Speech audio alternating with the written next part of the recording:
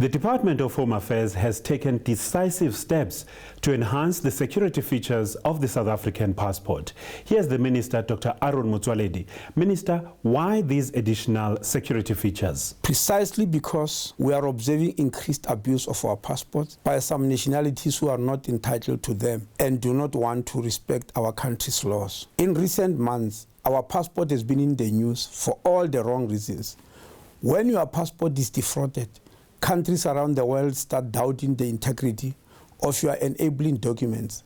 This does not only affect Home Affairs and the state as such, but it does cause extreme hardships for South Africans who are traveling abroad because their documents are doubted, and countries who are supposed to receive them look at them suspiciously as to whether they are exactly who they claim to be. Back in March, we arrested an unscrupulous Pakistani national with some greedy and ignorant South African citizens, as well as corrupt Home Affairs officials for defrauding our passport. The story of Lebogang Ndlovu from Bangladesh also made headlines all over the media, including on social media. Needless to say, these developments have angered a lot of South Africans. The problem doesn't end with just anger, but with very serious hardships for South African travelers, as I've said earlier on. So, Minister, please outline these additional security features. The first thing we have announced is that we are no longer going to allow third parties to collect passport. A passport can only be collected in person by the applicant. The second thing we announced is that passport will not be transported to any other office, but only to the office where it was applied for.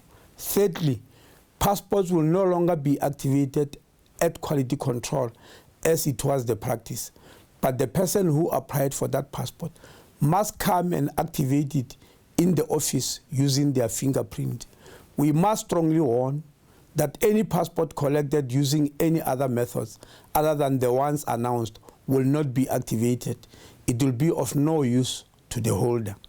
For minor children, parents or guardians who help them to apply will be the ones who are allowed to come, activate and collect these passports.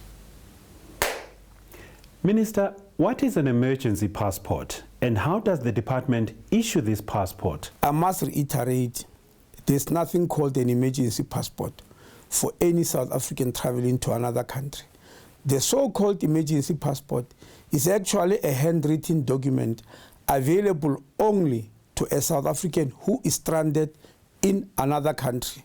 This enables them to come back home, and immediately they arrive, the usefulness of that document comes to an abrupt end. We wish to emphasize that those wishing to travel to other countries should apply for a regular passport and in time.